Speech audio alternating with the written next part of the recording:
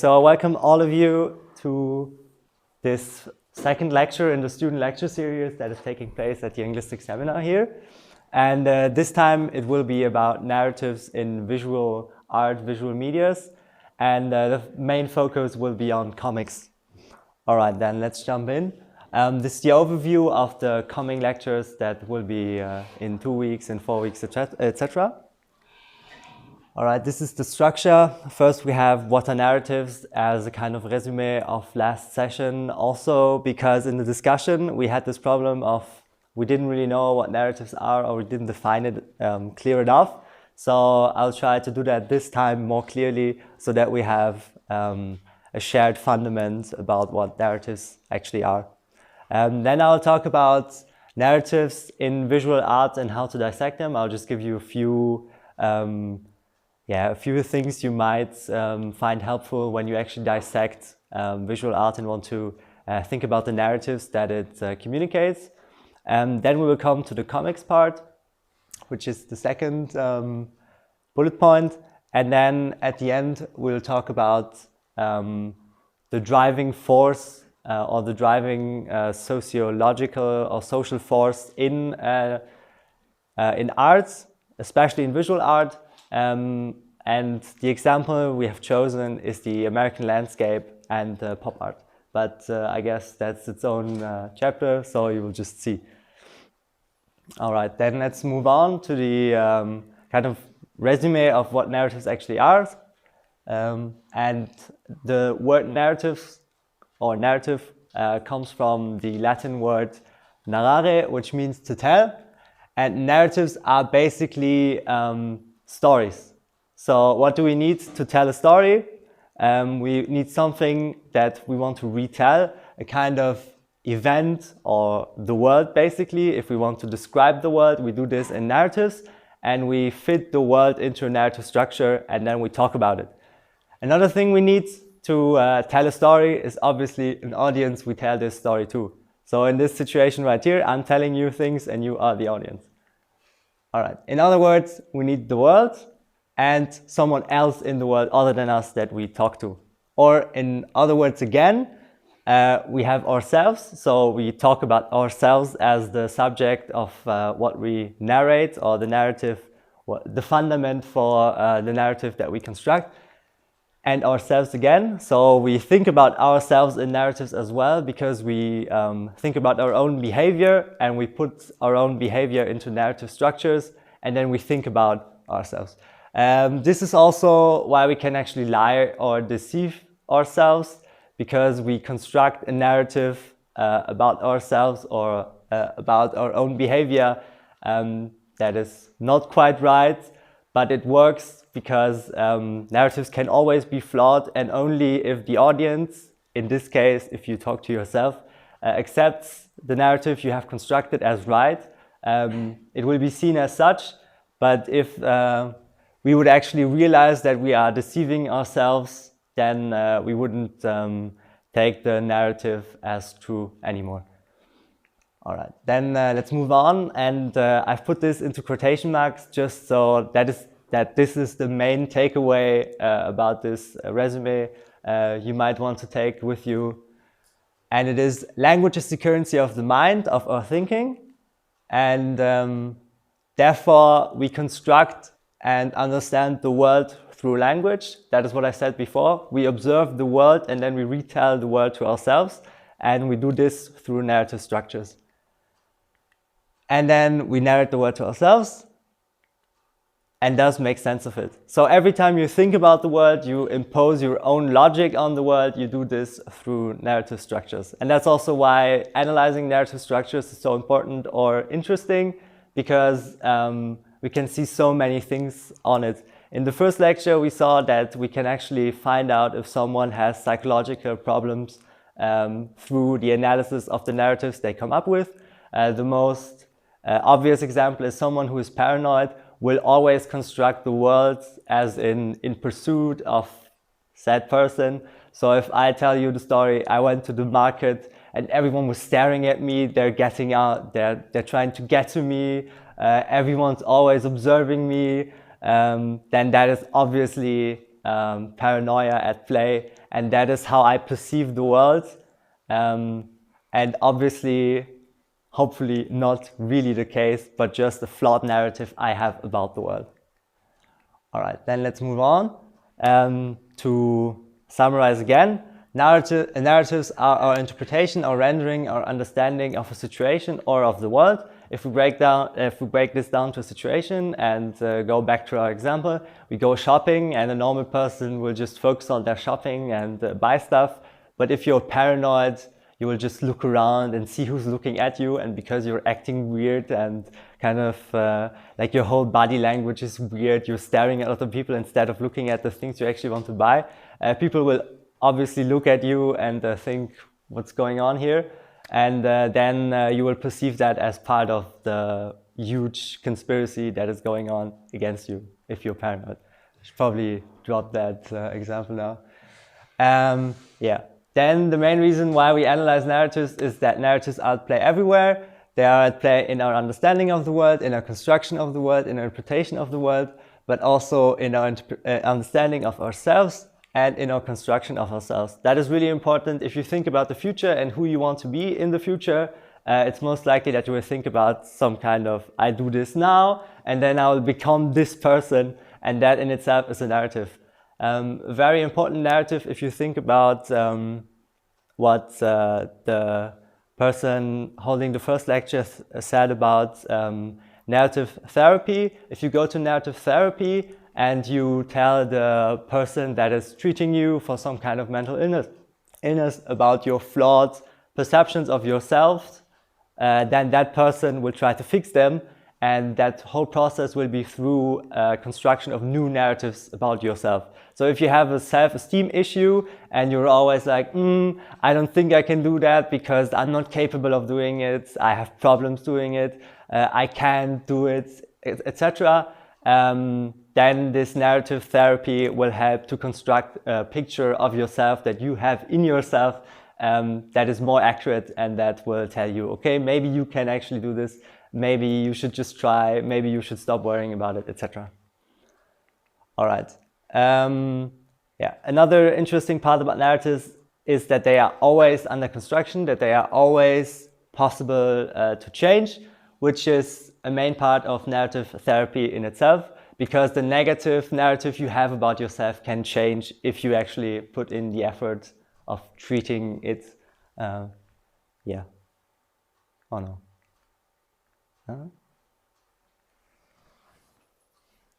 Okay. Now, an example of where narratives can be at play, and the example is history, and you can construct history to be a continuous process of ignoring great women, if you want to look at history that way. Or you can construct history to be a collection of human beings striving to imprint their names on the canvas of immortality, if you choose to think about it that way. Or you can build the narrative of history as being a concept that we all like to cherish, since it gives us the illusion that we might also become immortal, even if it is only in name, or in name only. Yeah, and there are countless examples you can come up with. Probably also an unlimited amount of examples you can come up with.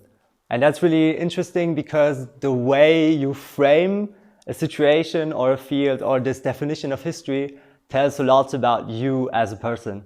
So we probably would think that the second person is a person that is kind of striving to imprint their name on history, and the third person is kind of a cynic or likes to make jokes about important topics.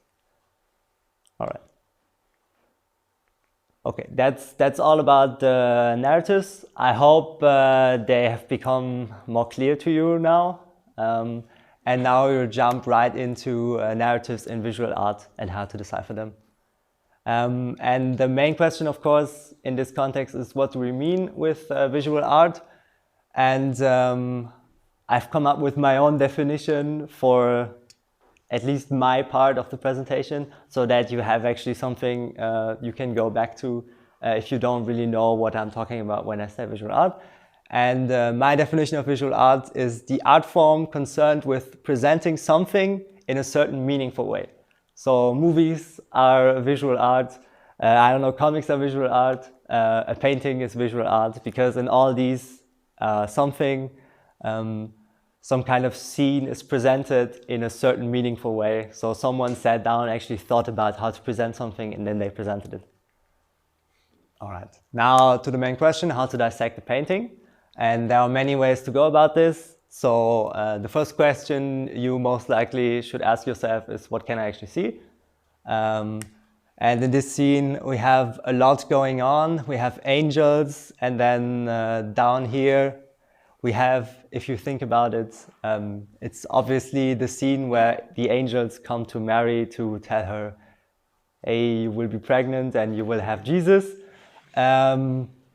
which you can also see with all the animals here. I don't want to get too much into it. I'll just focus on the main questions you should ask yourself. Next question is, who can I see? So the angels and Mary and Joseph. What is the general mood? And here it's really mighty. We have all this light around the angels shining down upon Mary. And then we can think about and start assigning roles to the different people we see. And yeah, I've kind of done it already. The angels are all high and mighty, and Mary will be granted a child by God. Yeah, and then you retell what's happening to yourself, because through retelling, as I've done myself just now, you actually put the different pieces together in one coherent narrative. So maybe think about it that way. If someone that is with you can see the picture, you would describe the picture to that person. And through this process, you actually make the picture more clear to yourself as well.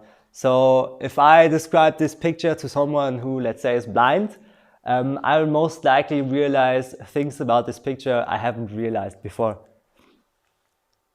Yeah, and then we can go on and on and on and ask many, many more questions. The most important question is obviously why. Why was this scene depicted the way it was?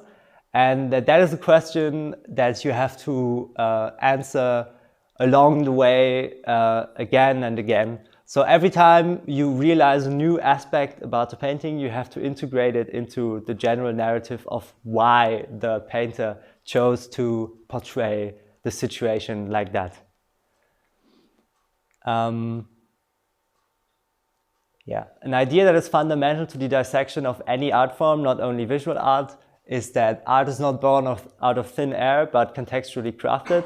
So every time you have art in front of you, the person didn't come up with everything that is presented out of thin air, or it kind of just happened naturally.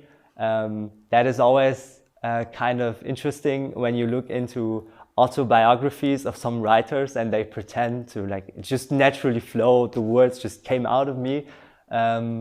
And then you actually look at the stuff they've written, and then you can actually find some Shakespeare or whatever, and you're just like, boy, maybe you should give credit where credit is due. Yeah, and the picture that we just saw, the picture of the scene where Mary is visited by angels to tell her that she will be pregnant and have the Son of God, is obviously contextually from the Bible. It's the Annunciation scene, and artistically, the strokes, the patterns, the things, how the things are presented to you is part of one key era in art history. And that is something that is really interesting. When you dissect a painting, you can always assign a kind of era, and this era is always encapsulating certain elements that you can find in different painters' approaches, and is bind together by a kind of fundamental philosophy of how to paint or how to produce art.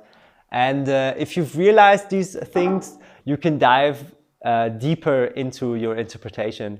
So every time you dissect an art piece, you should also think about what happened contextually in that time.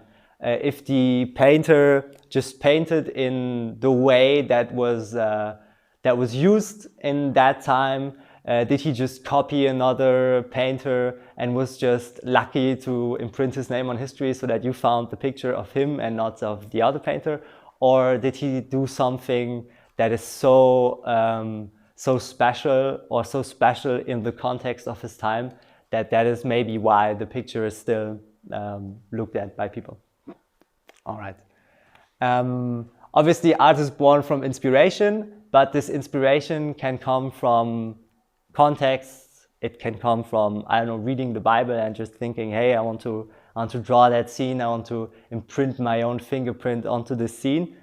Or it can also be artistical inspiration, meaning that you actually look at a painting and you find the composition really beautiful and you want to imitate that composition. Then your inspiration is not thematically, but kind of artistically, in the way that you want to produce a certain art element in your art again. All right, then something I realized while looking up some of this is that you can actually go through the whole Bible, and every scene has been drawn by really famous painters. So if you want to spice up your Bible reading, I don't know why you would read the Bible, but if you want to spice up your Bible reading, you can just jump into all of these pictures, and the website I put there actually has a lot of the most famous pictures to the Bible scenes online. So you can just look that up and just look at the paintings so that you don't have to just only read, but then you can also jump into pictures and look at them if that's what you're going for.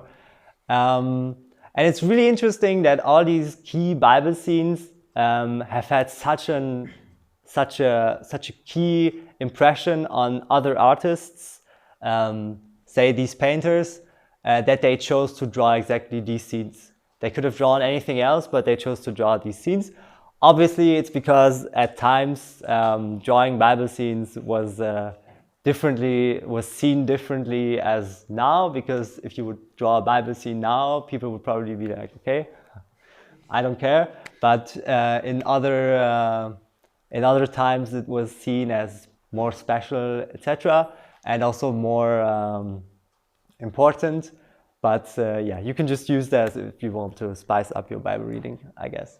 Okay, another great example for Bible art is obviously this painting, probably everyone knows. It's Michelangelo's creation of Adam.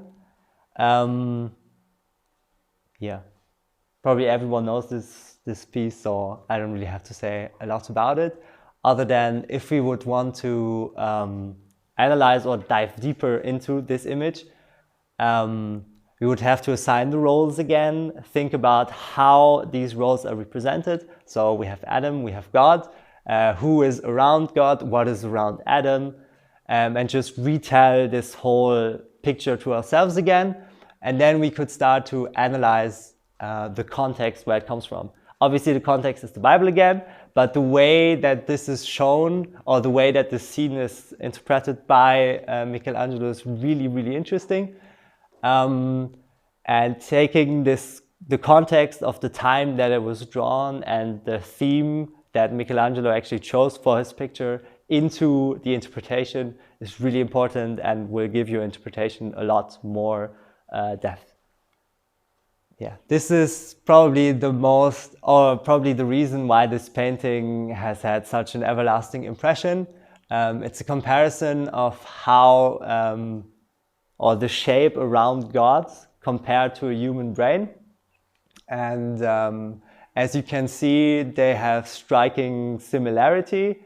So if you take into account even the shape around God in your interpretation, you can reach a deeper level of interpretation, which is what you're going for if you want to analyze a painting. Yeah. All right, then let's move on to the more problematic pieces.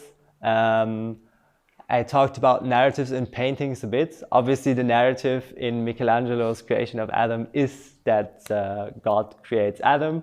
Or if you take the human skull or the brain around God into account, you could actually say, maybe it's the other way around. Maybe Adam creates God, and the shape of the brain symbolizes that. you can work with different narratives. And as we've already heard in the resume at the beginning about narratives, narratives can be seen as false or true. It depends on your view, it depends on the audience. So if you want to be a defender of the theory that the creation of Adam is the creation of God, then that is totally fine, and you can find lots of elements about the painting that will support your claim. Now moving on to these paintings, it's more problematic to talk about narratives, because especially abstract art like this doesn't really have a narrative anymore. We don't have people doing stuff anymore. We don't even have a clear scene anymore we could analyze and think about. We only have these lines and colors and a certain pattern. I have to admit that there is no real clear narrative we can take out of paintings like this anymore, because they are too abstract, but they encapsulate their own narratives in themselves.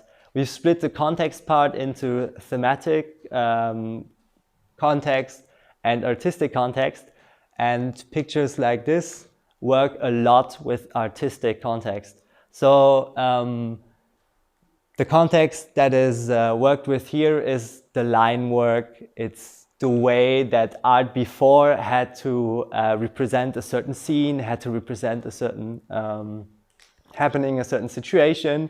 But now that is abstracted to the degree that we don't even need a situation anymore that people can work with. We only have lines, we have abstract shapes we can think about. We have the whole dissection of situations. If you think about pictures by Picasso, for example, he plays around with shapes. He rips situations out of their reality by deforming the people that are in there.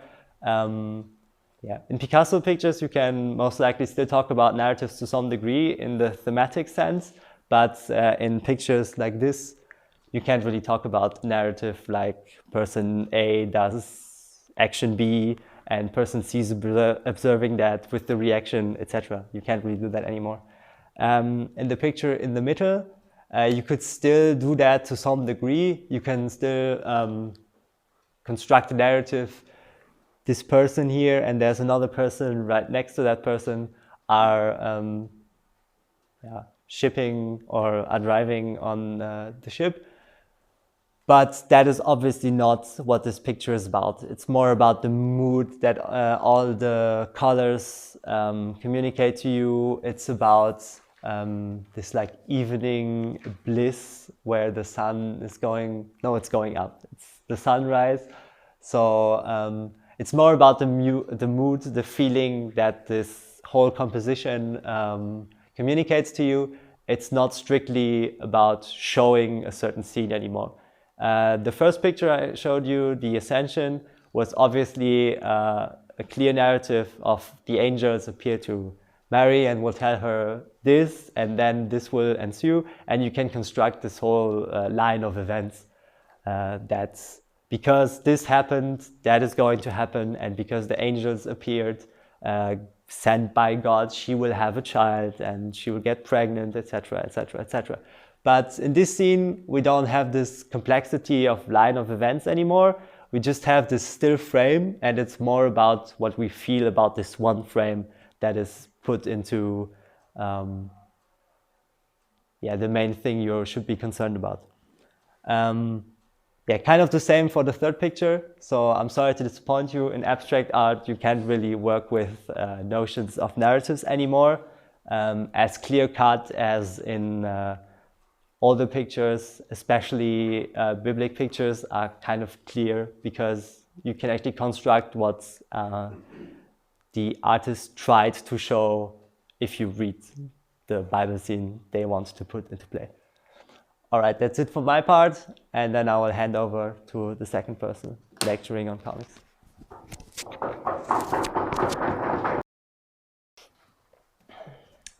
All right. Yeah, so I will just quickly fly over my introduction because that has been elaborated on so eloquently already. But yeah, if we take a look at figurative art, there's a slight problem with context because, yeah, if we try to see the piece of art in its actual context, how it is so complex because it already exists in reality. So we can't really. It tries to represent something, and that which it represents, it. Okay, I'll restart.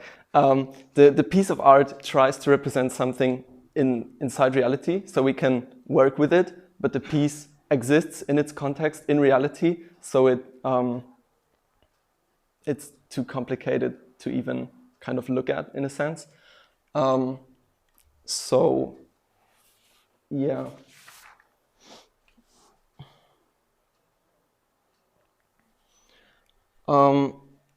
So if we try to see the figurative art piece as standing alone, so just in relation between the viewer and the art piece, we can actually focus on how the beholder of the art piece relates to the picture and not worry about historical, social, or geographical context. So imagine being a kid and like really liking Superman. You don't really care about politics and what the background was at the time the comic was created. You just really like Superman and you care about the stories. So this is what I will focus on. Yeah, I already did that. So the second you start to behold a figurative art piece, let's just say you stand in a museum and you one of the pictures really speaks to you and you start looking at it, you kind of start to notice that you don't just see the brush strokes and the pigment and the light that's reflected, but you start to see concepts. And I'm speaking about figurative art again. It's not about the abstract painting. So you start to see the contexts. You start to see people, even though there's not actually people on the paper, of course. And you start to form, you start to interact with these concepts instead of the actual picture. So you start to go into the metaphysical. And it's only if you really try to blend out that context, if you try to blend out those that metaphysical layer, that you start to see the brush strokes and the abstractness as if you were. You can see this if you try to get really up close to a big painting that you're looking at, and you get really close, you can see the brush strokes, and you start the whole concept start to fall apart, and you just see abstract art. And so there is actually a problem with representation, with the term representation, because reality cannot be represented in a piece. Just because if we could, I mean, we wouldn't need to make art. We could just somehow experience reality as it is and not need the crutch that is art. Yeah. So what we can take away is if we ignore historical context, we can focus on the interaction between reader, beholder, viewer of the piece and the piece itself. And all figurative art, even though it's representative art, is technically by nature abstract. So yeah, the accurate representation of reality is impossible. So much to that. Now some actual knowledge that you can implement if you try to write a story. And this is this goes a step further, because if you just have a single piece, the narrative is kind of confined to what you see, what you feel when you look at the piece. But if you want to tell more elaborate narratives, more elaborate stories really, you can see that there's a pattern, and this pattern is the most basic you can find. It's you can see it in every like story in series have it, comics of course have it. We had last week the example of a boy, not last week, last session, of a boy who went and stole an apple because he was hungry. And I will go through this in a second, and then we can see. So you start out in a zone of comfort for the boy that was his home, his state of being satiated. Then the necessity to obtain. He got hungry, and he needed to change something about that. So he went forth and saw the apple and obtained it. So he entered a state of, a new state, a situation he has never been in before. He has never stolen an apple before. He doesn't know, is this right or not? So he steals the apple. He takes it, 0.6, but he cannot return because he hasn't paid its price. So he is stuck in the state of chaos and cannot return to order, which is usually what happens if the correct price has been paid and you return back to your state of home or order or being satiated. So you reintegrate and change, and that is basically, everyone's familiar with this. Everyone goes through these types of situations.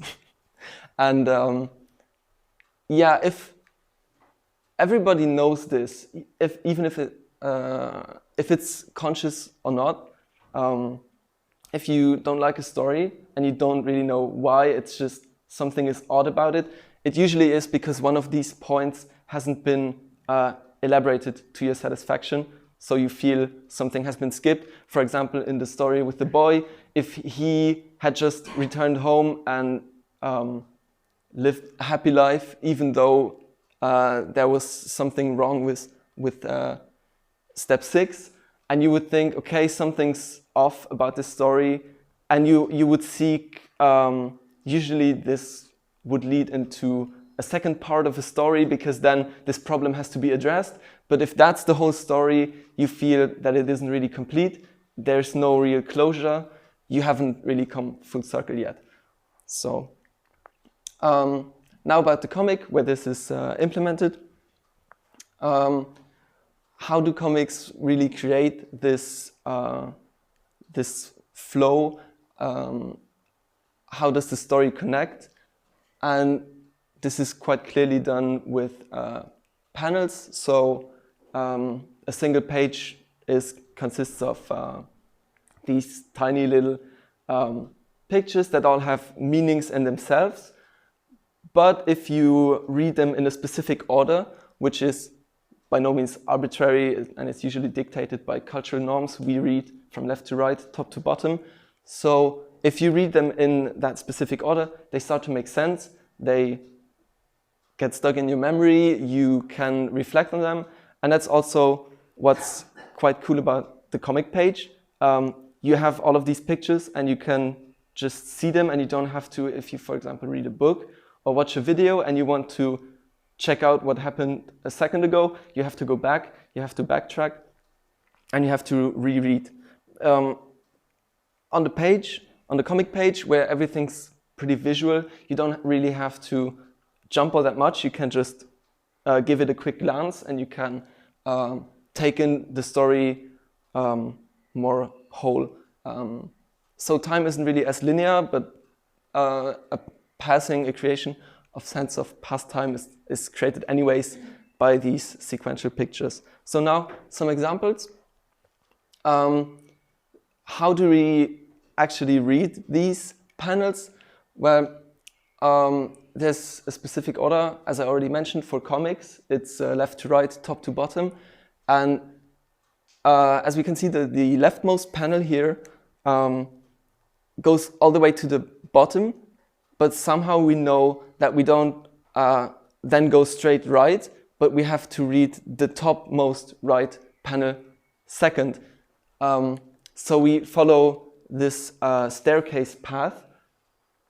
And there always has to be this one connection. It doesn't have to be over the whole length, but just here it's just the top half part where the connection happens. For the top right panel, it's just this small connection here, but we know to follow it, and it usually makes sense to us which panel is to be read next. Also, if we are a little bit confused, this sometimes happens if the comic book artist isn't as experienced and doesn't know how to place his panels so that they are to be read easily. We, as readers, we notice when we get confused because something happens where the transition isn't clear, and then we realize there's other panels that have to be read first. A little bit more complicated, but still the same rules apply. We start at the top, and then we follow the staircase pattern. Now, what happens if we don't have panels? This usually happens when we try to represent something chaotic, when it's not, when something happens in quick succession and we don't really want to have the reader to stop at each panel and think, but we just want to have it as one go.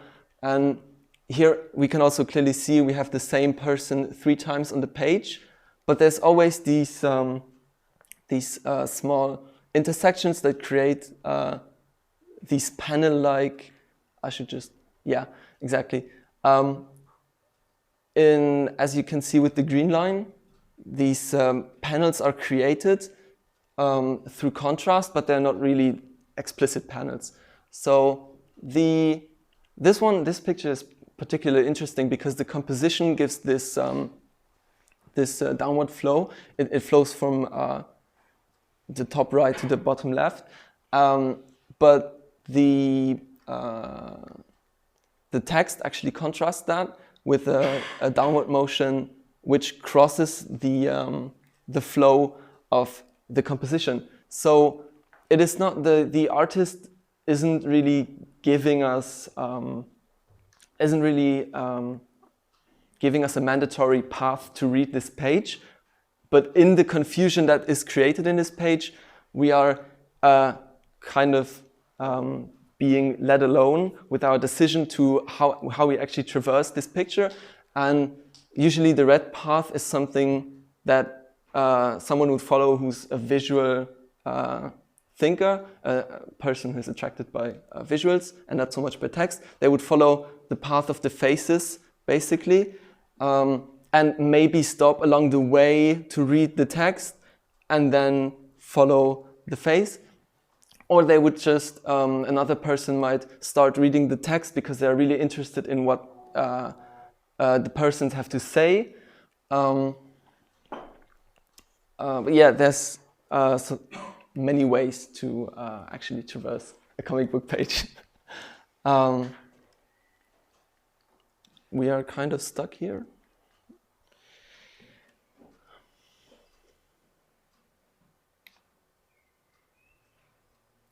Can you come for a second? We have some technical difficulties. What's going on? Die Maus bewegt sich erstens nicht, das Ding funktioniert nicht mehr.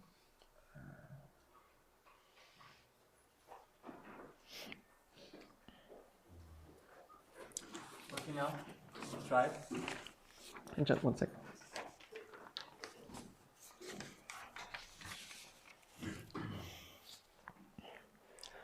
Okay,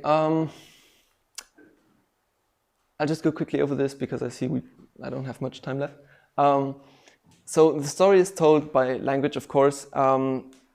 This means different things. Language is obviously text, but also shapes and art style fall under the category of language because the artist tries to communicate not only with what he writes, but also with what he draws. And all these things come together to create an immersion, and a sense of atmosphere, which is what draws us into the comic in the first place, or a movie for that matter. I mean, a story can be told in many different media.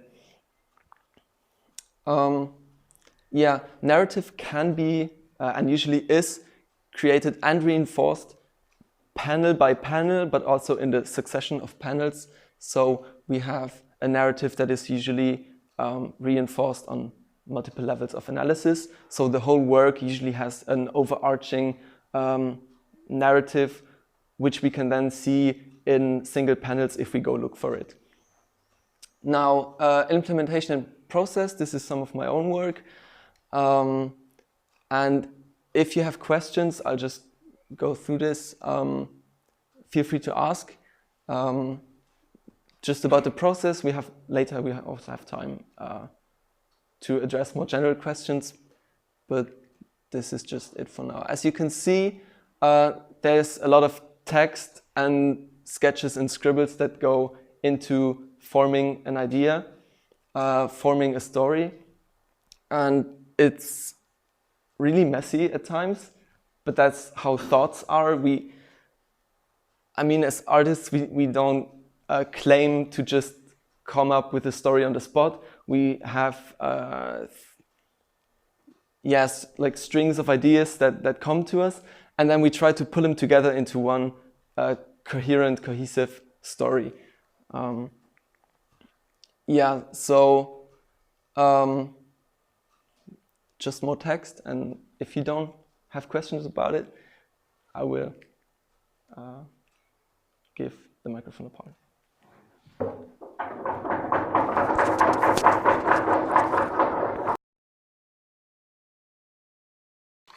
So, yeah, hi from me as well. I'm doing the final part for today, and I will try to move from the creator's perspective back to the viewer's perspective. So I will basically implement or put into use what was mentioned in the beginning, like the method of how to dissect a painting. I will do this now by performing a quick and brief analysis of a picture. This also means bringing back the context into play, because in the creation, I think the context isn't of that much importance, or it is of importance when it comes to inspiration, but for the actual process of creation, the context is basically just an impetus to create and not the creation itself. I will focus on North America, on the US, and how those narratives in the socio-political frame or socio-political sphere come into play when in artworks. And I will most basically concentrate on the formative powers of narrative when it comes to how discourses in the social and political landscape of a nation are formed. The picture we're going to be talking about is this one. It's China. As we can see, the outline is clearly the outline of China. And it is painted by Andy Warhol and Jean-Michel Basquiat. So not that much American about looking at a picture of China, but I think when it comes to analyzing a picture in depth, the most important thing are the artists, but not to include any biographical facts to add into your own process of interpretation, but to be able to contextualize the image or the painting politically, socially, historically. And Jean-Michel Basquiat and Andy Warhol were two very famous pop art artists, and pop art, as we know it, is something like that. So pop art is this postmodern perspective, this postmodern ironic and sarcastic perspective on America, on Americanism, on what it means to be American, what it feels like to be American, on the American way of life and American dream and all those notions like that. They basically derive from the criticism of pop art. So the painting we've seen in the beginning is basically as American as it can get. So we have to see what we can find in there, what's so incredibly American. And the key word here is geopolitics, because this is a map of the world. where we can see narratives, North American, US American narratives projected onto the globe. Those are all like stigmas, cliches, stereotypes that are just projected on geographical entities, like, and they're vastly generalizing and racist, and this is the overall characteristic of those generalizing and simplifying geopolitical narratives. With this in mind, when we go back to China, this is basically China through the American lens. So this picture has something to do with how America sees China. And bear with me, because the rhetoric I'm using is very racist and very simplifying and generalizing, but we have to be careful about that, because this clearly, or what I'm going to say, especially about the colors, is extremely generalizing and not really sensitive to talk about. But we have to be sure who's talking right there. Is it the artist talking through the image? Is it something deeper, something on a higher or a meta level the artist is conveying? And we have to be really we have to be aware of that. So a closer look on the picture shows us that the art styles of the two artists collaborating on this painting are really distinct, and you can distinguish them pretty clearly. So the background layer is typical Andy Warhol, just big plain shapes, bright and clear colors.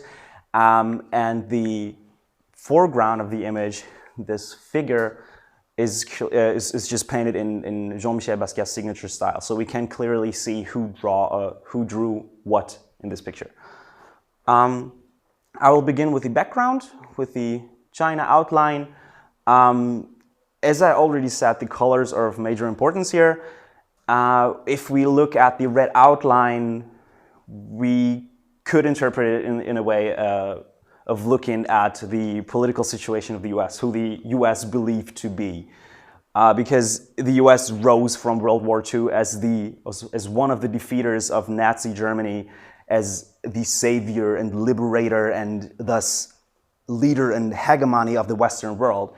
They defeated this regime, and they gave freedom and peace to the Western world, and they clearly defined themselves then subsequently as a nation and as the leader of a world that is dominated by a belief in individualistic and capitalist ideology, so to say.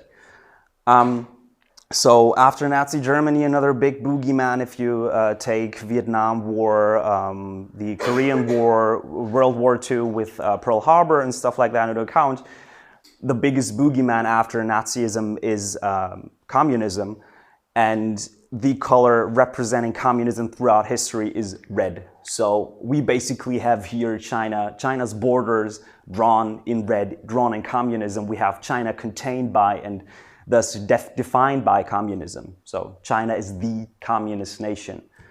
The other color, yellow, is exactly the same process. We see yellow as a color that was mostly used as a racist term, as a racist nomination for Asian nations or Asian nationalities. We have yellow bellies, for example, to refer to Japanese folks.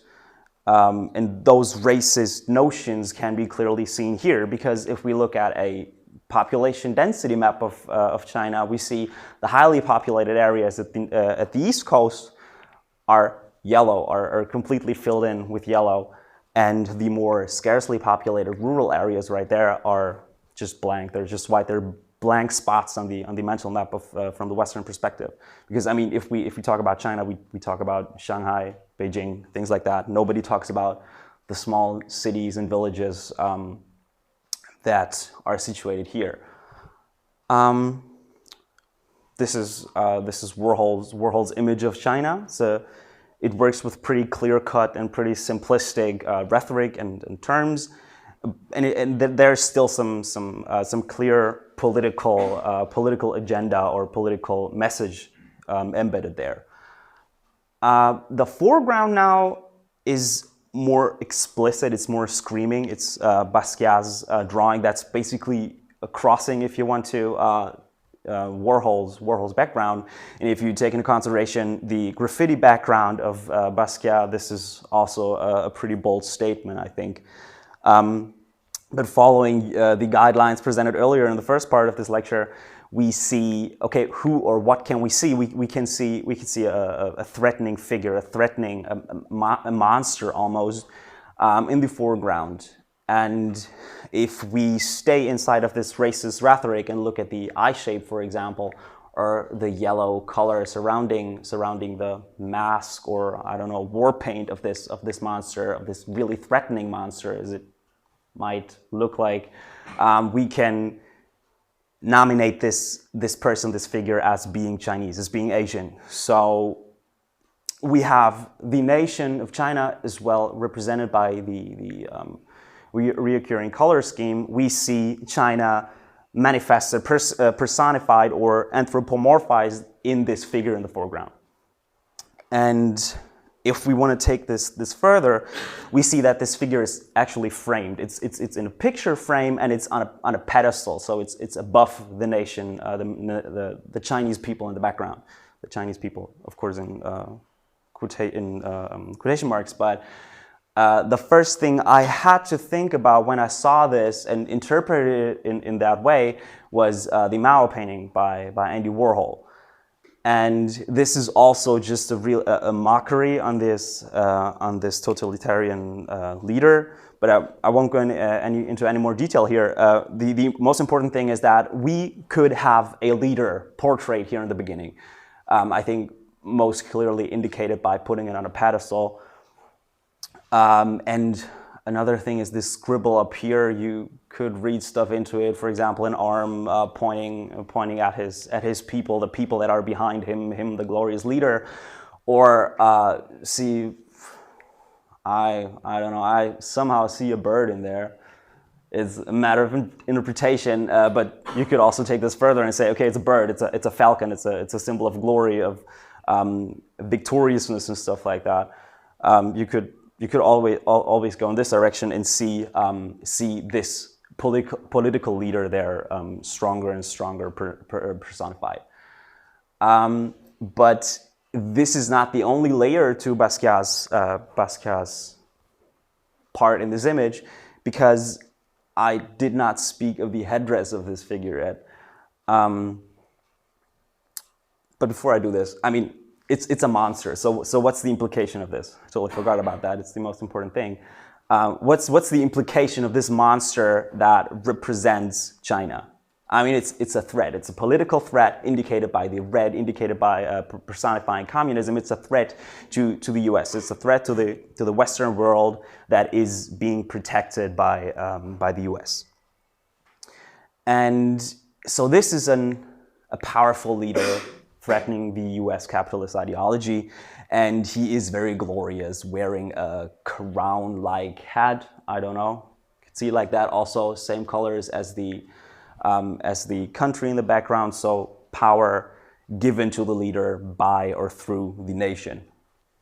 Another glorious implication. And the thing now done by Basquiat is this doodle up here. I mean, it's another meta layer. It's a doodle added to the doodle. And in this upside down cone, I somehow saw a dunce cap. Like a dunce cap, this thing that was put onto the heads of misbehaving children at school back in the days, and it was really demeaning punishment. So they were basically the victim of the class for the rest of the day, or even longer periods of time. So Basquiat is mocking and ridiculing this great leader. So it's another really bold political statement made here. And yeah, I find this pretty fascinating, because this dunce cap takes any threat out of this monster. It's not frightening anymore. It's ridiculed by U.S. American from the U.S. American perspective. So China isn't a threat. China is just a clown. China is just a misbehaving child that has to be put in its place, like from the perspective of this image, of course. How is it? Okay. I will hurry. Because another thing I find really interesting is when you look at the foreground and the background, the way Basquiat just vandalizes basically Warhol's background.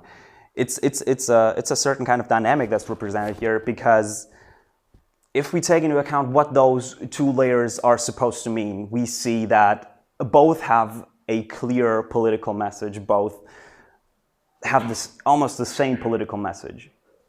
Only Warhol is expressing it in an implicit, in a subtle way. He's playing with the meaning of the different colors, and then Basquiat runs in and screams out. He just screams out what is apparently not allowed to be said out loud. And if you now see those two artists in their social role, I mean, Warhol was this highly acclaimed artist and sometimes political and pop cultural critic. And then there was Basquiat, who was given the name the Radiant Child by critics. He was just a child. I mean, he paints in the style of primitivism, so his shapes and his style of applying color to the canvas and to paper, it really resembles a child doodling around. If you take this into account, I mean, Warhol is this artist who has to adapt to what is socially accepted to be said, and then the child, to whom those concepts of social decency do not apply, he can just scream out what everybody thinks. So it's a really dangerous rhetoric, because I think this is one of the mechanisms that made Trump so big, that he was someone who said out loud what everybody thought. And so there we have this conception of social decency when it comes to political and cultural criticism. So yeah, those are a lot of narratives, so to say, that are implemented in this picture, that are entailed in this picture.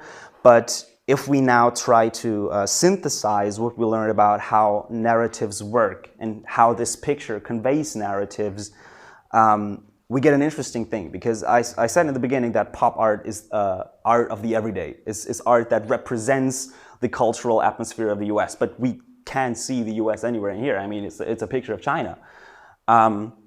The thing now is that definitions don't always have to say what a thing is. They can also work negatively. They can work in terms of alterity. So you can define something by telling what exactly it is not, what it excludes, not what it includes. And this is what happens here. I mean, we see the essence of the American perspective, on the globe, on the global climate, and on its own self-understanding, by showing what it exactly is not. And this is, I think, the most fascinating thing about this picture, because this is the true power of narratives, if I'd say so, because you see every narrative's entailed in a picture that doesn't even show what is supposed to be shown. And I think this interpretation of narratives and how narratives work really just emphasizes why it is so important to be on the lookout for narratives, and what is so interesting and complex about narratives, and why it is so incredibly interesting to deconstruct them, and thus we have a reason to do what we're doing right now. Yeah, I hope this was somewhat interesting and not too fast and rushed, and yeah, thank you for your attention.